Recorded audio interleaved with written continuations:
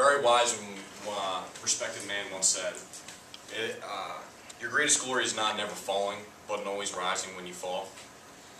Through my life, I can pretty much pinpoint an exact event that has changed the very course, literally pretty much a 180 in my life. Growing up, my dad pretty much was grooming me to complete what he never could complete in becoming a Division I athlete. Growing up, my dad had me training at about 10 years old, like at least 4 to 5 times a week for football, and I was never allowed out. I've never been skiing or snowboarding. I was never given any opportunity to do that because I was not allowed to get hurt because I was supposed to be doing sports. So, going into high school, my junior and senior year, I was an all-state quarterback in free safety. I was a Division I prospect. I was being looked at by every school from up in Maine down into Florida, and they all told me that I would have my pick to where to go to college and play football if I could just complete my senior year. I won a couple of elite football camps. I was nominated top quarterback in the Northeast of America my junior year, and my senior year I was then elected top free safety in the state.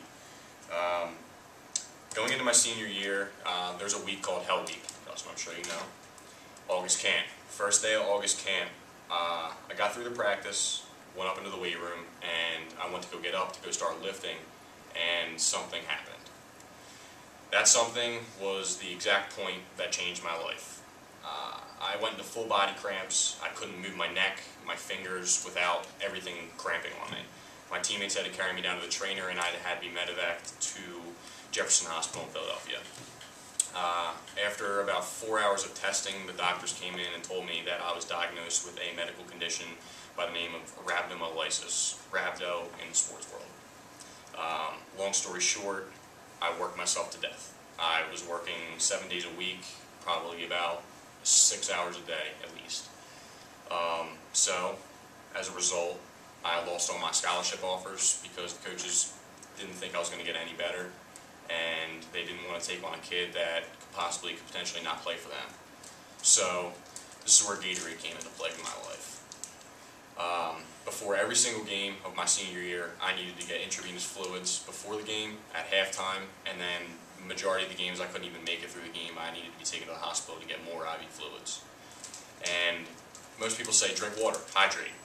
I couldn't do so. Water depleted a certain enzyme that I needed to be able to continue to play. Gatorade, as their little saying is, refuel, rehydrate, replenish.